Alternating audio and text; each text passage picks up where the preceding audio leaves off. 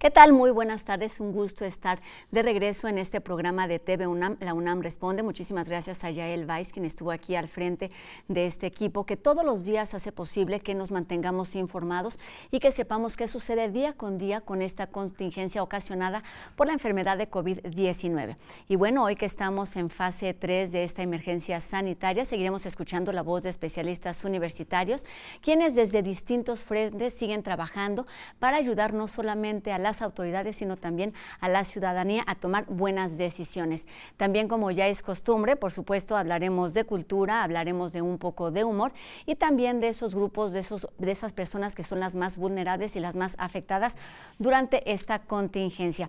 Este día me da muchísimo gusto saludar a un doctor que es un rostro ya conocido para esta televisora en esta pantalla. Se trata del doctor Carlos Rosales, quien nos ha acompañado para ayudarnos a entender las cifras y también a resolver todas nuestras dudas que van surgiendo, así es que justamente de esto y demás estaremos platicando durante los próximos minutos con el doctor Carlos Rosales del Instituto de Investigaciones Biomédicas de nuestra universidad. Recuerden que pueden hacer junto con nosotros este programa. Estamos recibiendo sus dudas y sus comentarios a través de todas nuestras redes sociales y también a través de los números de WhatsApp que están apareciendo en su pantalla. Estamos completamente en vivo por el canal de TV UNAM, el 20.1, y también a través de Facebook Live. Haga junto con nosotros este programa. Y bueno, antes de comenzar con nuestro resumen del panorama de lo que está sucediendo en nuestro país, hay información importante, ya que con la entrada de la fase 3, cada uno de los estados, de las entidades, toma medidas distintas respecto a las restricciones, respecto al distanciamiento social. Y la jefa de gobierno de la Ciudad de México, Claudia Sheinbaum, anunció el día de ayer que a partir de este jueves 23 de abril se tomarán las siguientes medidas. Se cerrarán el 20% de las estaciones del metro, serán 36, así como 47 estaciones del Metrobús y del tren ligero. Esto será en las estaciones de menor demanda. Además, se coordinarán esfuerzos con el transporte concesionado y el RTP para mejorar la movilidad y evitar aglomeraciones. Asimismo, se establece como obligatorio el hoy no circula para todos los autos sin importar el holograma. Taxis, transporte de carga y personas con discapacidad, así como vehículos conducidos por personal médico, no aplica en esta restricción. Y bueno, en otro tema, también se aumentarán las medidas de sanitización y habrá mayor verificación en las empresas que no cumplan con las restricciones anunciadas. Todo esto sucederá aquí en la Ciudad de México a partir de este jueves 23 de abril. Cada una de las entidades tomará medidas distintas, así que debemos estar muy al pendiente de lo que digan las autoridades. Así que para comenzar, vamos con un resumen de lo que ocurre en el resto del país. Se establece como obligatorio, a partir del jueves 23, el hoy no circula para todos los vehículos, independientemente de su holograma. De esta medida se excluye a taxistas, transporte de carga y personas con discapacidad. Esta medida tiene el objetivo de balancear en los días de la semana las salidas esenciales de las personas. De las distintos elementos de interés, las características clínicas, la distribución geográfica, la ocurrencia en el tiempo, los grupos de riesgo, etcétera, etcétera. Ahora un elemento crucial, porque es el definitorio del riesgo en fase 3, es la probabilidad de que se saturen los hospitales. Propongo la aplicación urgente y categórica de las siguientes medidas. 1. No será despedido ningún trabajador, pero no habrá incremento de personal. Se reducirá el salario de los altos funcionarios públicos hasta en 25%, de manera progresiva. Es decir, el que obtenga más ingresos aportará más y será menos el descuento para los niveles inferiores. De igual forma, los altos funcionarios públicos no tendrán aguinaldos ni ninguna otra prestación de fin de año. Pues sí, disminuir la movilidad y evitar las conglomeraciones son algunas de las razones por las que se toman estas medidas más extremas de distanciamiento social, y todos podemos hacerlo. Si es posible, quedémonos en casa y ayudemos a quienes menos lo pueden hacer. Y bueno, así las cosas en México, mientras que en otros países de América Latina y de América, todo el continente, siguen en aumento los casos. Contrario a lo que sucede en algunos países de Europa, veamos cuál es la situación del coronavirus en el mundo. Más de 2.5 millones de personas alrededor del mundo han sido diagnosticadas con COVID-19 y más de 170,000 han fallecido.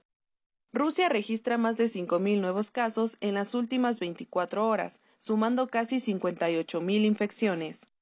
En Estados Unidos, se confirmaron más de 2.700 muertes por COVID-19 y 40,000 nuevos casos entre lunes y martes. España informa 435 muertes en las últimas 24 horas. Alemania y Reino Unido aprueban sus primeros ensayos de vacunas. En Polonia, los casos positivos superan los 10,000. Ucrania extiende el bloqueo hasta el 11 de mayo. Los casos en Singapur superan los 10,000. Filipinas registra 111 nuevos casos, aumentando las infecciones a más de 6,700. Y seguimos ahora sí escuchando la voz de especialistas universitarios, como ya les comentaba hace unos minutos. Esta tarde me da muchísimo gusto saludar al doctor Carlos Rosales. Él es el encargado del Departamento de Inmunología del Instituto de Investigaciones Biomédicas de nuestra universidad, y quien además ha estado con nosotros, está en casa, sabe perfectamente el objetivo y la misión de este programa, que es atender y resolver las dudas de todas las personas, no solo de la comunidad universitaria que nos siguen a través de las pantallas, y una de sus misiones también ha sido ayudarnos a entender las cifras, los números, cómo van cambiando. Y doctor, además de saludarlo, me gustaría que empezáramos justamente con este tema. Buenas tardes. ¿De qué nos va a hablar el día de hoy en cuanto a números? Muy buenas tardes, es un gusto estar aquí a la distancia en la UNAM Responde. Bueno, vamos a revisar rápidamente cómo ha cambiado el panorama de la pandemia en México. Vemos los casos que se han registrado a lo largo de este mes. A partir de abril, al inicio de este mes, había aproximadamente un poquito más de 1,000 casos confirmados. Hoy, 3 semanas después, estamos cruzando la línea de los 10,000 casos confirmados. Esto quiere decir que en muy poco tiempo el número de personas confirmadas por la infección ha aumentado relativamente rápido. Pero, ¿por qué la fase 3? Bueno, si analizamos el incremento de personas infectadas por día, esto es, cómo van aumentando los casos y ya no cómo son el total, vemos que al principio del mes había como 100 personas que se infectaban cada día. En el transcurso de la primera semana empezó a verse que como 200 personas se infectaban por día. Durante la segunda semana, los números llegaron hasta 300 y cerca de 400 casos nuevos por día. Y la semana pasada ya vemos que estamos muy cerca de 800 casos confirmados diariamente. Esto quiere decir que la tendencia nos predice que la semana entrante vamos a estar viendo más de 1,000 casos nuevos por día. Entonces, esto es lo que significa fase 3. Con esos números de personas infectadas nuevas diariamente, el riesgo de que los hospitales no puedan atender a todos es alto. Entonces, es el momento más importante para reforzar las medidas de distanciamiento físico y evitar más personas que se infecten.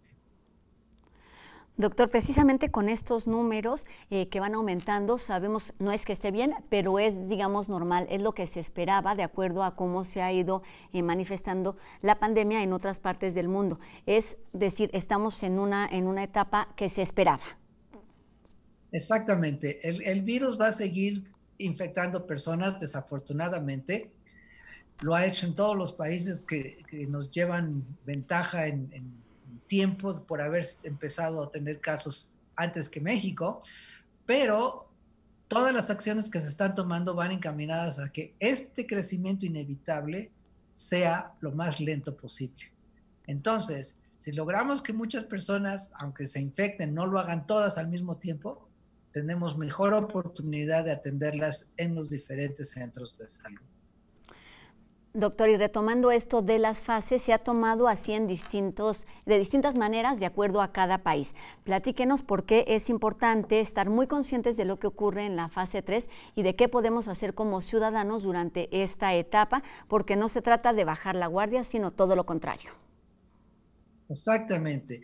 La fase 3 en México principalmente significa que el número de casos nuevos va a aumentar rápidamente. Ya lo vimos reflejado en las cifras. Entonces, puede que tengamos más de 1,000 personas nuevas infectadas cada día. Entonces, el riesgo de que los hospitales no puedan atender a todos ellos es lo que se conoce como fase 3. Esto es, tenemos que tener mucho más cuidado de que no se infecten tantas personas tan rápido y al mismo tiempo. Entonces, la fase 3 es reforzar las medidas que se han tomado para que esos números, que probablemente son inevitables, no ocurran tan rápido. Entre más lento se infecten más personas, muchísimo mejor. ¿Cómo logramos que haya menos infecciones al mismo tiempo? Pues, siguiendo las recomendaciones. Hay que evitar infectarse. Entonces, mantengámonos retirados de las personas que potencialmente pueden contagiarnos. Y esto es importantísimo. Y esto es importantísimo, doctor, justamente por las personas que son asintomáticas. Platíquenos de esto, porque aunque estemos en la fase 3 y hay muchísimos más casos detectados y confirmados, hay otros muchos que no es así, pero que pueden seguir contagiando a otras personas. Sí, efectivamente.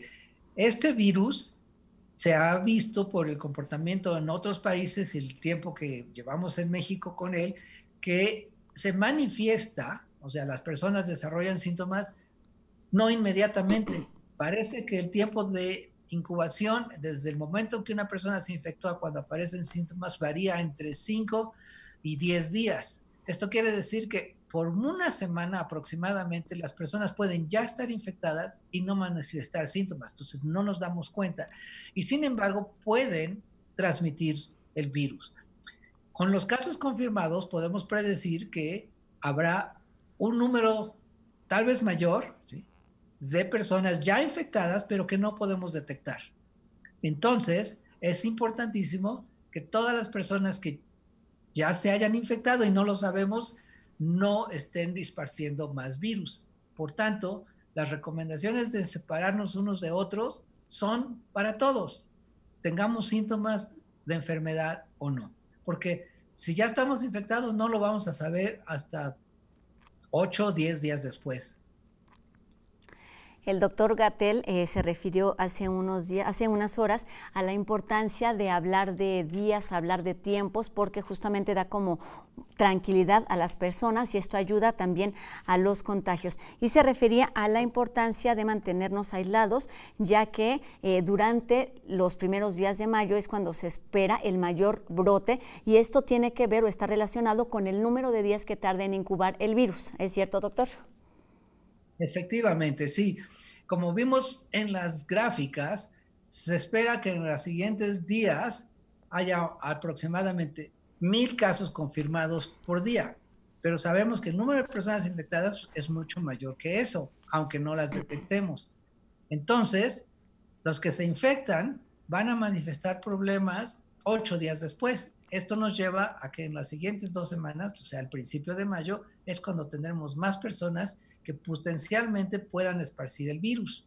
A eso es a lo que el doctor Gatell se refería y es importantísimo entonces que desde ahora nos empecemos a preparar para tratar de evitar eso lo más posible. Otra vez, ¿sí? Eso se puede reducir en la medida que nosotros hagamos un esfuerzo personal a todos los niveles para evitar contagiarnos. Es importante mencionar esto, doctor, porque justamente es un esfuerzo. Exactamente, todos tenemos que cooperar. Si podemos quedarnos en casa, hay que hacerlo. Si no podemos y tenemos que salir, mantener la sana distancia, extremar las medidas de higiene en todos los lugares. Y simplemente, si uno ya está enfermo, pues con más razón, aislarse, no estar contagiando a otras personas. Exactamente. Y doctor, ya para terminar con esto de las fases, pasamos evidentemente la 1 y la 2 y estamos en la 3. ¿Qué sigue? ¿Cuál es el escenario siguiente después de esta alza en el número de contagios? Bueno, en la mayoría de los casos de infecciones virales de este tipo, en la que hay un número muy grande, lo que se observa es que se puede tener dos escenarios diferentes. Uno es que el número crezca muy grande y se saturen los sistemas de salud, lo cual lleva a una situación catastrófica porque muchas personas pueden enfermarse, pueden ponerse graves y no pueden ser ayudadas en los hospitales. El otro escenario es que la infección sí va a crecer, pero que no lo haga tan rápido y entonces las personas pueden ser atendidas en los hospitales y eventualmente el número de personas infectadas, pero que no tienen cuadros graves, se irán recuperando y entonces veremos menos y menos casos. Entonces se espera que dentro de unos 4 semanas o algo así lleguemos a esa etapa en la que empecemos a ver recuperación de las personas infectadas y menos casos nuevos confirmados. Esto nos debe dar tranquilidad porque así como esperábamos que es la etapa complicada, que es la fase 3, pues también llegará esta siguiente fase en donde los números de contagios disminuirá y llegará más pronto si todos seguimos estas medidas de restricción y de higiene. Doctor, pues lo vemos aquí justamente resolviendo estas dudas, resolviendo esto de los números y ayudándonos a entender, y es justamente debido a la labor que usted realiza en el Instituto de Investigaciones Biomédicas. Ahora me gustaría que nos hablara y nos explicara a qué se dedica este instituto, cuáles son sus objetivos, cuáles son sus funciones en la vida cotidiana.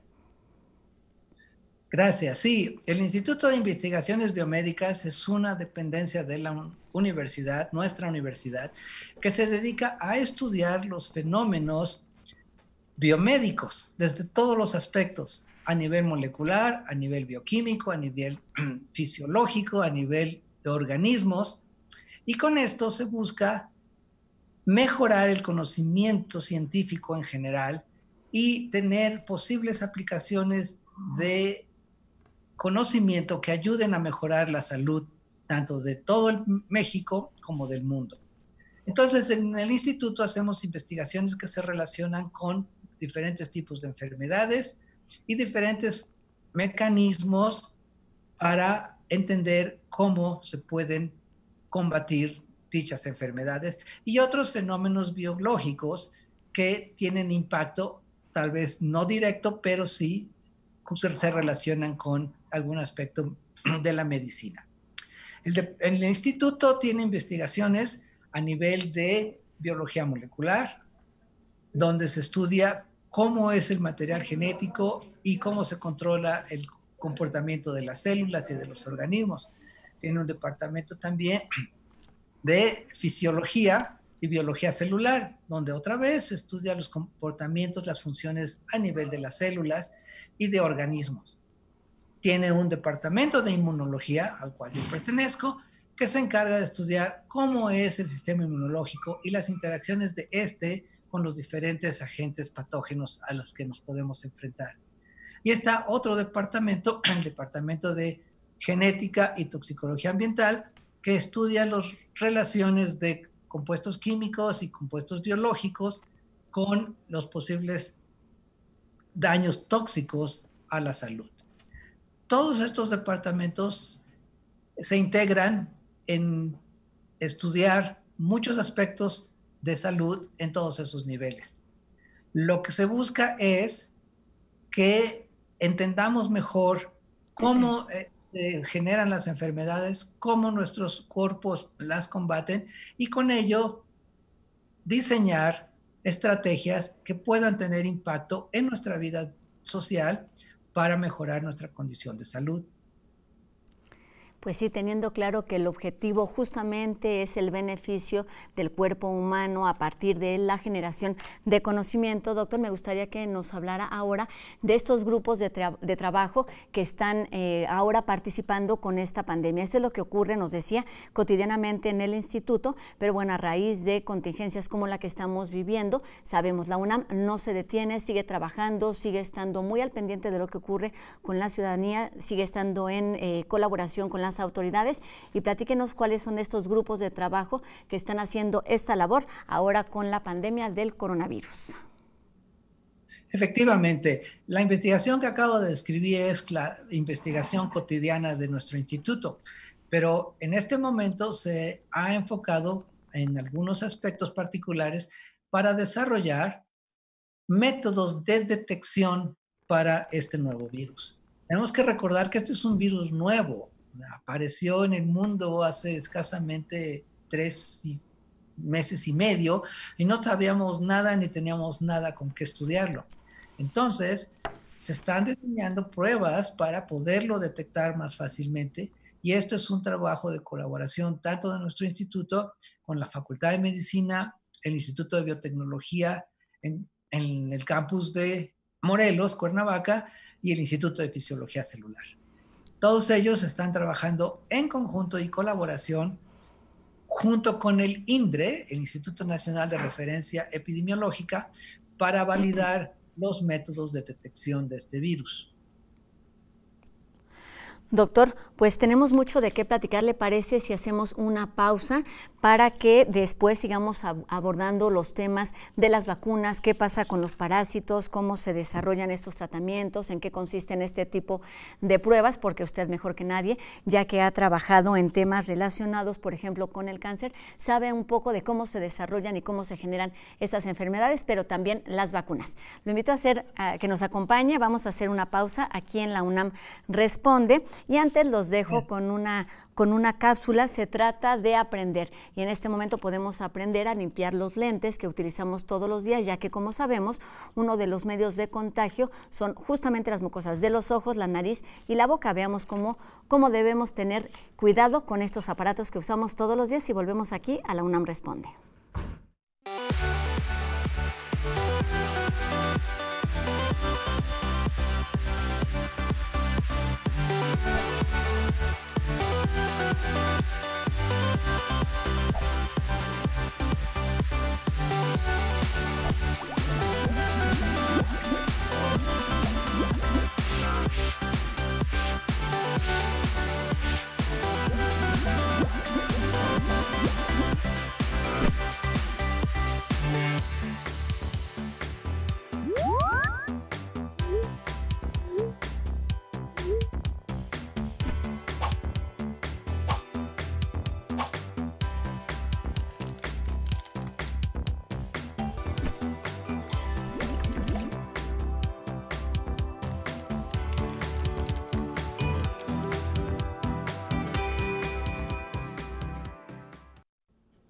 Qué gusto que sigan con nosotros aquí en la UNAM Responde, y ahora vamos a ver una cápsula del programa de En Trending de TV UNAM que se presenta todos los jueves a las 8:30 de la noche por esta pantalla, y es sobre los grupos vulnerables, ya que resulta indispensable conocer las circunstancias en las que están viviendo estos sectores de la población que resultan ser los más desprotegidos. Vamos a verla y regresamos con más información. Existen 16.7 millones de asalariados sin acceso a los sistemas públicos de salud, que los coloca como parte de los grupos desprotegidos ante la crisis sanitaria. Debemos recordar que más de la mitad de la población trabajadora se encuentra en condiciones de informalidad, carente, entre otras cosas, de seguridad social. Son vulnerables quienes viven día con día, ganándose el sustento. Y esto es algo que se nos ha pasado de largo durante mucho tiempo en esta sociedad. En el trabajo informal se incluyen comerciantes, trabajadores del hogar, taxistas, trabajadores del sistema de transporte y empleados de pequeñas y medianas empresas, entre otros. Ante una crisis sanitaria, ellos se convierten en parte de la población más vulnerable al no poder parar sus actividades porque significa cortar sus ingresos, se exponen más al contagio del virus y si eso sucede su condición no les permitiría pagar por la atención médica. De acuerdo al último informe sobre pobreza, en México existen 52.4 millones de personas que viven en la pobreza, 33 millones que se dedican a la economía informal y 25 millones que no tienen agua o luz en sus hogares. Esto es muy interesante lo que está sucediendo con el COVID-19, porque lo que nos está mostrando son todas las desigualdades que tenemos con respecto a lo social y laboral, pero también que afectan nuestro cuerpo y nuestra salud. Son las personas más vulneradas por el sistema económico, las que también están teniendo una mayor exposición al riesgo. Quédate en casa, lávate las manos con frecuencias, no hagas compras de pánico. Estas medidas de prevención no están en la realidad de la población de bajos recursos. ¿Cómo pueden dejar de salir a las calles si su ingreso está en sus ventas o servicios por día? ¿Cómo van a lavarse las manos si deben racionar el agua o ni siquiera cuentan con ese servicio? ¿Compras de pánico cuando apenas sale para cubrir el día? ¿Cómo guarda la cuarentena una persona que no tiene hogar? La Organización de las Naciones Unidas estima que las mujeres están expuestas a altos niveles de desprotección en términos de salud y en riesgo por condiciones de informalidad laboral y la desproporcionalidad con la que realizan tareas domésticas y de cuidados. En México, las mujeres realizan el 76% del trabajo doméstico no remunerado en el hogar, desde actividades de limpieza en casa hasta los cuidados a hijos u otros parientes. Además, son las que en mayor número se emplean realizando actividades domésticas en otros hogares. El aislamiento social no solo implica aumento de las tareas en casa para las mujeres, también provoca que muchas de ellas, que son empleadas domésticas, corten su ingreso económico. Gran número del sector femenino labora en la economía informal y no poseen seguridad social. En el sector salud, el 85% del personal de enfermería y el 36% del personal médico, según la Encuesta Nacional de Ocupación y Empleo, son mujeres que quedan vulnerables en la primera línea de exposición al coronavirus. Además de ser un desafío para la economía y el sistema de salud, el coronavirus está dejando ver la desprotección en la que se encuentran algunos grupos y la necesidad de un sistema de seguridad social que garantice el bienestar de la población. Está permitiéndonos ver con mayor claridad es la gran desigualdad que hay en ciertos grupos de la población, entre hombres y mujeres, entre personas mayores y adultos o jóvenes, entre aquellos que tienen un trabajo asalariado y otros que no lo tienen, entre aquellos que han podido tener acceso a la salud de manera preventiva y otros que no lo tienen.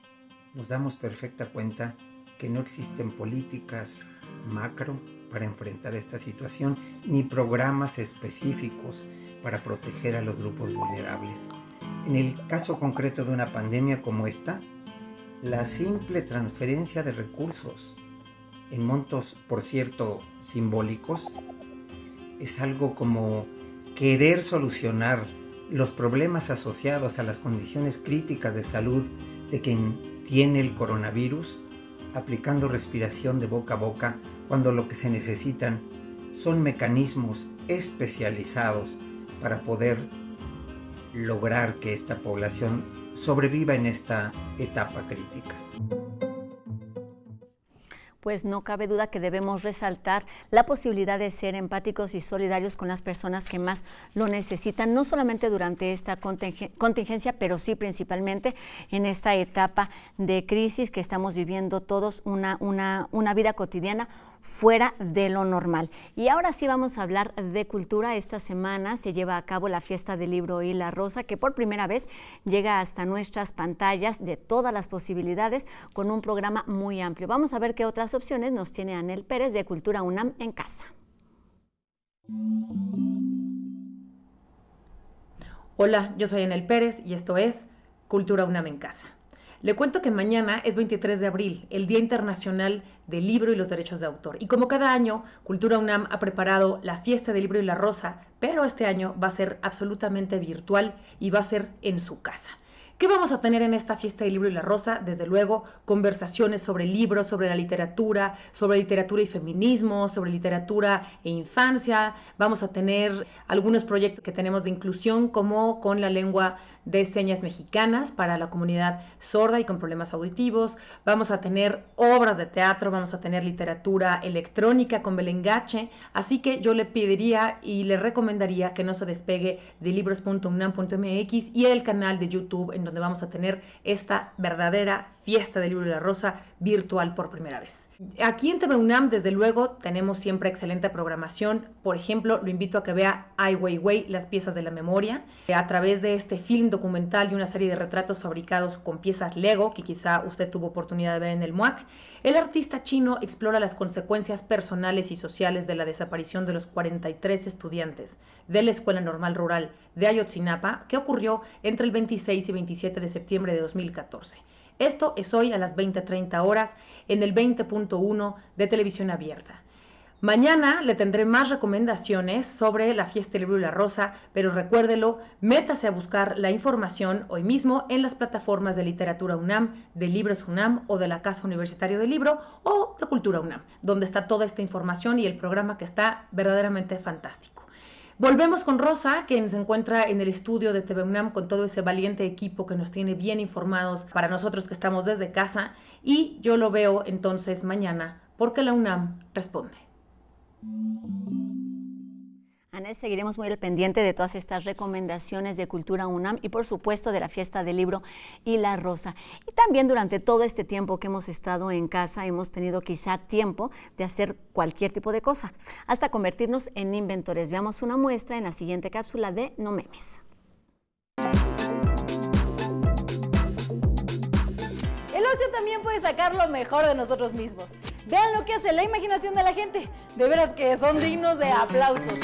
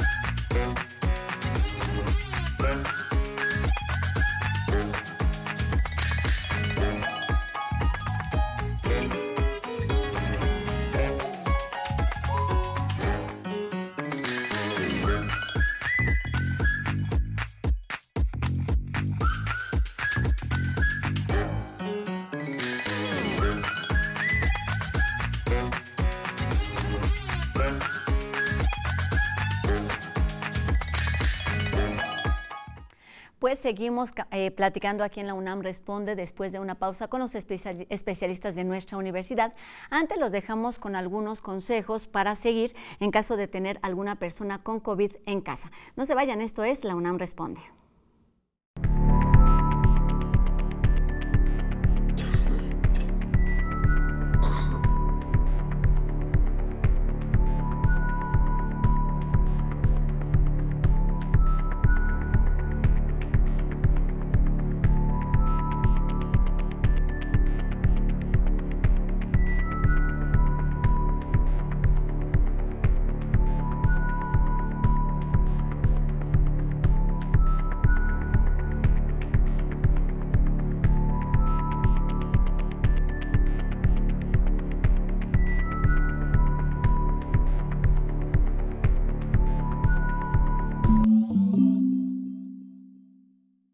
Comenzamos este tercer bloque de la UNAM Responde y nos enlazamos de nueva cuenta con el doctor Carlos Rosales, encargado del Departamento de Inmunología del Instituto de Investigaciones Biomédicas de nuestra universidad. Y doctor, ya nos platicaba de lo que realiza cotidianamente este instituto, de los grupos de trabajo que están participando durante esta pandemia. Y hay un tema que no podemos dejar de tocar, que es justamente el de la inmunología y cómo debe ser este proceso, tanto a nivel personal como a nivel social, y el porqué de su importancia. Doctor. Claro que sí. Bueno, la inmunología es la disciplina que estudia todas las formas, los mecanismos cómo nuestro organismo monta una respuesta que le permite lograr una protección de microorganismos y otros agentes patógenos a futuro. En otras palabras, nos ayuda a entender cómo nos defendemos de los microbios. Entonces, la inmunidad es el proceso por el cual, cuando una persona se infecta, sus células y otras partes del sistema inmunológico reconocen a ese agente patógeno, aprenden a identificarlo, elaboran mecanismos para atacarlo y entonces, en el futuro, el sistema inmunológico recuerda a esa enfermedad, a ese microorganismo. Y por eso, cuando nos volvemos a infectar con ese mismo microorganismo, ya no nos enfermamos igual, o simplemente no nos enfermamos. Ese estado es el que llamamos inmunidad. Entonces, hablamos de que la persona es inmune. Esto significa que ya su cuerpo, su sistema inmunológico, aprendió a reconocer y a combatir a ese agente infeccioso en particular. Entonces, a lo largo de nuestra vida nos vamos enfrentando a diferentes microorganismos y poco a poco nuestro cuerpo va aprendiendo de ellos y va generando protección. En el caso actual, tenemos muchas personas enfermas porque es un virus nuevo. Nadie ha sido expuesto a este virus antes y entonces el sistema inmunológico de cada persona tendrá que aprender cómo es ese nuevo virus y desarrollar mecanismos para combatirlo. El sistema inmunológico combate virus principalmente creando unas moléculas especiales que llamamos anticuerpos. Estas moléculas son proteínas que fabrican nuestras células y que reconocen selectivamente a las proteínas de un agente patógeno en particular, digamos, en el virus. Esos anticuerpos se unen entonces a los virus y ya impiden que el virus pueda unirse a las células que quiere infectar. De esa forma es como los anticuerpos nos protegen. Pero el cuerpo no puede tener anticuerpos antes, los tiene que aprender a fabricar y esto le lleva aproximadamente 2 semanas, a veces un poco más, desde que el sistema inmunológico ve por primera vez a un agente patógeno. Entonces, si nos infectamos con el coronavirus o cualquier otro virus, nuestro sistema inmunológico requiere aproximadamente 2 semanas para poder fabricar nuevos anticuerpos y combatirlo. En ese tiempo es cuando nos enfermamos y nuestro sistema no nos puede proteger. Si sobrevivimos, es decir, pasa la enfermedad y nos recuperamos, esos anticuerpos ya quedan en nuestra sangre, están en nuestro cuerpo y probablemente entonces una segunda infección no será tan grave y entonces decimos que ya estamos inmunes. Esto es, ya aprendimos a combatir el virus y nuestro cuerpo está protegido. Doctor, ¿podemos decir que depende de esta convivencia entre anticuerpos, entre el virus y todo lo que sucede, digamos, de forma natural en nuestro cuerpo? Es cómo reaccionamos a la enfermedad. Por eso hay casos que son muy leves, que ni siquiera van a registrar la enfermedad, algunos otros cuerpos que van a registrar síntomas leves y algunos otros que efectivamente van a tener, digamos, un mayor riesgo. Y esto tiene que ver con el sistema inmune de cada persona. Platíquenos qué es este sistema inmune, cómo está conformado y lo mejor que podemos hacer para estar protegidos en este tema. Claro que sí. Efectivamente, el sistema inmunológico es una parte de nuestro cuerpo similar a los otros sistemas que tenemos. Tenemos un sistema circulatorio que mueve la sangre por todo el cuerpo. Tenemos el sistema respiratorio formado por los pulmones que nos permite respirar. Tenemos el sistema digestivo que nos da los nutrientes a partir de la comida y así sucesivamente. Y entonces llegamos a otro sistema que llamamos el sistema inmunológico. El sistema inmunológico está formado principalmente por las células que están en la sangre, lo que comúnmente conocemos como los glóbulos blancos. Las células más importantes del sistema inmunológico son los glóbulos blancos de la sangre. Estas células están encargadas de reconocer algo que no sea de nuestro cuerpo, agentes extraños, y están listas para reaccionar y empezar a desarrollar formas de combatir a esos agentes extraños. Entonces, cuando un microorganismo entra a nuestro cuerpo, nuestros glóbulos blancos lo identifican y pueden interactuar entre ellos y de alguna manera reconocer partes de ese agente patógeno, ese microorganismo, y empezar a desarrollar mecanismos de defensa. El más común es la producción de anticuerpos, pero no es el único. El sistema inmunológico tiene otros mecanismos de defensa encargados de otras células. Uno de ellos, que es muy importante, se llama fagocitosis, y esto es, algunos glóbulos blancos son capaces de comerse, literalmente, de atrapar a esos microorganismos y llevarlos dentro del glóbulo blanco y destruirlos. Este proceso de fagocitosis, de comer a los microorganismos, es desarrollado por algunas células especiales del sistema inmunológico, como los macrófagos y los neutrófilos, que son tipos también de glóbulos blancos, y también a través de la producción de otras proteínas especiales que le informan a otras células del cuerpo que hay un agente infeccioso y responden, por ejemplo, generando una reacción inflamatoria. Entonces, es este balance de reconocer al agente infeccioso y producir sustancias especiales para combatirlo, como son los anticuerpos, y a través de acciones específicas de otras células especiales que pueden destruir también a los microorganismos. El balance de todo esto es lo que nos da inmunidad. Y entonces, otra forma de mantener o de lograr esta inmunidad, doctor, es justamente las vacunas, que digamos no es de forma natural, no es lo que sucede dentro del cuerpo, pero resulta importantísimo y en eso se está trabajando. Platíquenos de estos procesos y de la importancia de generar y de investigar sobre el desarrollo de vacunas. Claro que sí. Bueno, la vacuna es efectivamente una forma de estimular al sistema inmunológico. La vacuna es, por definición, un agente que estimula al sistema inmunológico, le ayuda a aprender a reconocer al agente infeccioso y desarrollar un mecanismo de defensa contra este. Pero no puede desarrollar la enfermedad. Eso es una vacuna.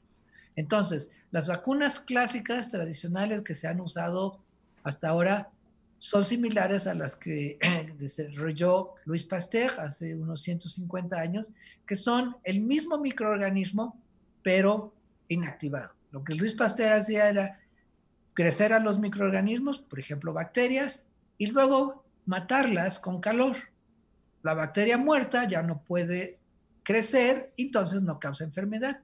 Pero si no administran en una forma de inyección o en nuestro sistema inmunológico la ve y la reconoce. Eso es una vacuna. Entonces, la vacuna es una preparación que le dice a nuestro sistema inmunológico, mira, esto es extraño, esto es malo, prepárate para atacarlo. Pero mientras el sistema inmune se prepara, esa preparación que se nos dio, que se llama vacuna, no causa la enfermedad. Entonces, ahora que se habla mucho de generar una vacuna contra el virus, es exactamente tratar de producir esto. ¿Cómo podemos darle algo a nuestro sistema inmunológico para que reconozca que eso es del virus y se prepare a combatirlo, pero que al mismo tiempo no nos cause la enfermedad? Entonces, en el caso de los virus, que están formados simplemente por una molécula de material genético, ácido nucleico tipo DNA o tipo RNA y una cubierta de proteínas, lo que el sistema inmunológico reconoce en los virus son esas proteínas de la cubierta. Y lo que causa que el virus se replique y dentro de las células y fabrique muchas copias del virus es el material genético. Entonces, una forma teóricamente más simple de producir una vacuna es tener las proteínas del virus sin el material genético. O sea, esto es sin el RNA o el DNA. Si podemos darle a un organismo, a una persona, esas proteínas, el sistema inmunológico las va a reconocer y fabricar anticuerpos contra las proteínas. Pero como el virus no está completo, esto no causaría enfermedad. Entonces, se está trabajando arduamente en diferentes partes del mundo, incluyendo la UNAM, en cómo podemos preparar algo que se parezca al virus y que no cause enfermedad. Ese algo es una nueva vacuna. Entonces, esto suena fácil, teóricamente es muy sencillo, pero en la práctica es complicado, es costoso y se lleva bastante tiempo.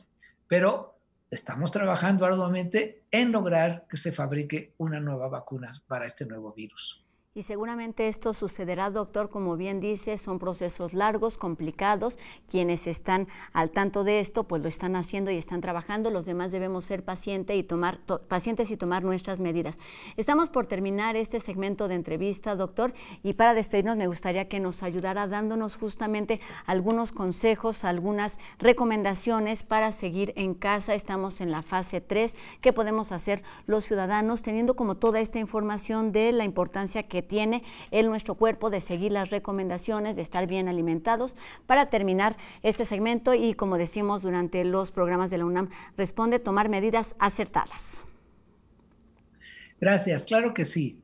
Bueno, para defendernos mejor de cualquier agente infeccioso que nos cause enfermedad, bacterias o virus, incluso parásitos, lo que necesitamos es que nuestro sistema inmune esté preparado. Y la mejor forma de mejorar el sistema inmunológico es tener un estado general de salud bueno. Entonces, muchas personas preguntan, ¿cómo mejoro mi sistema inmunológico? Pues se mejora teniendo una buena salud.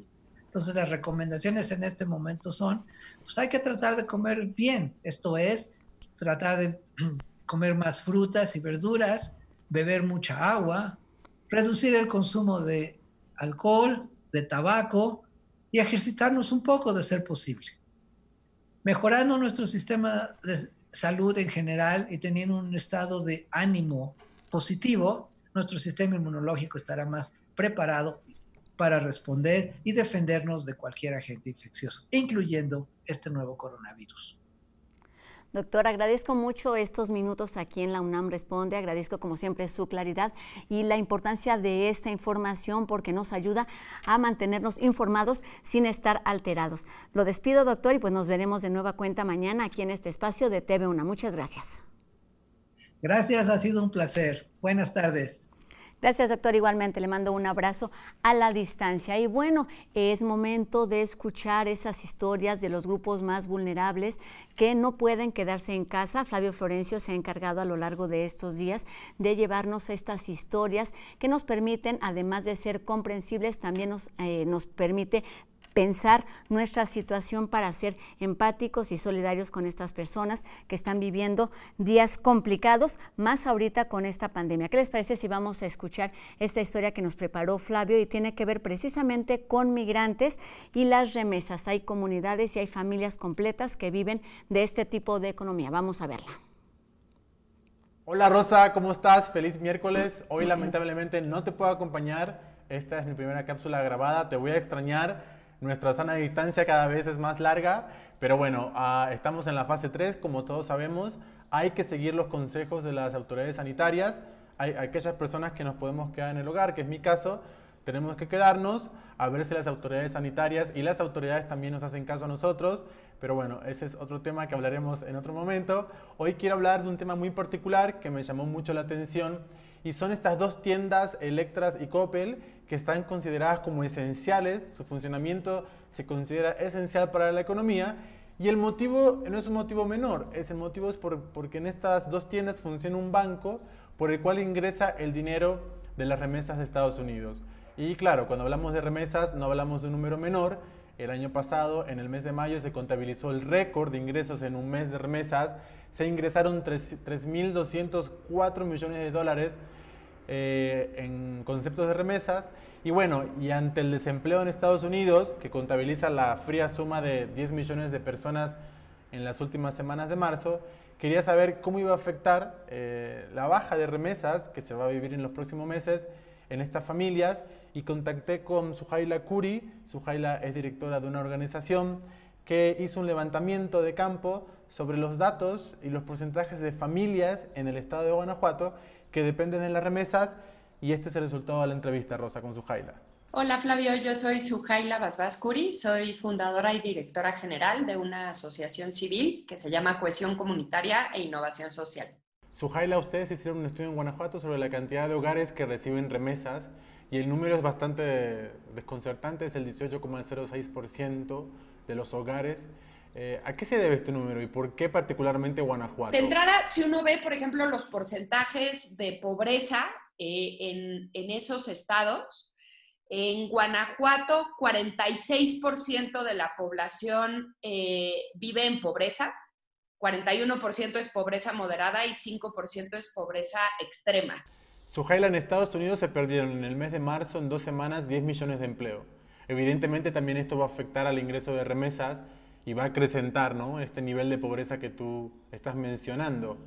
Cuando hicimos el estudio estábamos pensando que iba a haber afectaciones a las remesas por la administración de Donald Trump, pero en este caso hay afectaciones a las remesas porque las personas que están allá pierden el trabajo y además al perder el trabajo aumenta la probabilidad de que regresen a sus lugares de origen y entonces este 19.6% de las viviendas que recibía un ingreso desde Estados Unidos y que dependía de ese ingreso que recibe, ahora deja de recibir el ingreso, pero además, si regresan las personas desde Estados Unidos, tienen a un integrante más en cada hogar y no tienen esa fuente de ingreso, ¿no? Entonces, tienes esta afectación doble. Te quedas sin ingreso y hay más personas en el hogar que ya no tienen ese ingreso. ¿Cuál es el posicionamiento del gobierno en cuestiones de migrantes y remesas ante este contexto del COVID? Mira, no he visto algún posicionamiento específico sobre migrantes y remesas en el contexto del COVID, pero la ausencia de programas y políticas permanentes lo que refleja es precisamente que se toma como un dado, ¿no? O sea, siempre y cuando siga habiendo salida de connacionales para ir a trabajar a Estados Unidos, sabemos que esas personas que van a Estados Unidos mandan remesas y eso le quita presión a los gobiernos estatales, ¿no? Sujaila, ¿no crees que hay una ausencia total del Estado en respecto a las comunidades vulnerables como son las familias que dependen del envío de remesas? Así es. Y es una suma de ausencias a lo largo de toda la cadena, ¿no? Está ausente en generar oportunidades y por eso tienen que migrar, está ausente en regular las comisiones que cobran las empresas, está ausente en tener políticas públicas para que las remesas se usen como inversión y no para gasto corriente, ¿no? Y por supuesto, pues otra posible ausencia es qué vamos a hacer con todas las personas que están regresando a Estados Unidos, que serían una oportunidad, pero que ante otra ausencia de las autoridades pueden convertirse en un factor de riesgo para las comunidades. Gracias, Sujaila. Bueno, evidentemente, Rosa, como verás, la situación es muy grave. Creo que se viene manteniendo en todas mis entrevistas esta ausencia del Estado, ¿no? Esta ausencia de una política a corto plazo que pueda aliviar a estas familias. En este caso hablamos del 18,06% de hogares de Guanajuato que debido al desempleo de Estados Unidos pueden ver afectados sus ingresos. Y no solamente eso, ¿no?, sino como dice Sujaila, que los migrantes tal vez su última opción sea volver a México. Y eso genera aún más pobreza, ¿no? Porque estas familias no están preparadas, no solamente no van a recibir el ingreso, sino que van a tener 1 o 2 integrantes más y no van a tener trabajo. Pues nada, ese es el tema de hoy. Te veo el viernes. No te olvides que el viernes es el día de las buenas noticias, el día viernes solidario. Así que no te preocupes que el viernes te traigo buenas noticias. Un beso a ti y a toda la audiencia. Pues esperamos estas buenas noticias. Mientras tanto, pues situaciones complicadas, no solamente con las familias de Guanajuato, sino familias que viven en distintos estados del país, por mencionar algunos, Michoacán, Jalisco, en fin, situaciones complicadas que tendrán que ser ajustadas durante las siguientes semanas. Y bueno, ahora los invito a ver un adelanto de lo que podemos disfrutar durante la programación de TV UNAM. Se trata de Mextranjeros, que se transmite este miércoles en punto de las 9 de la noche y lo conduce Yael Weiss. Hola, mi nombre es Yael Weiss y los invito a que nos acompañen en el programa Mextranjeros este miércoles a las 9 de la noche con repetición el domingo a las 6 de la tarde. Vamos a hablar de fake news, de la Organización Mundial de la Salud y de la situación política y social de América Latina. Ahí los esperamos.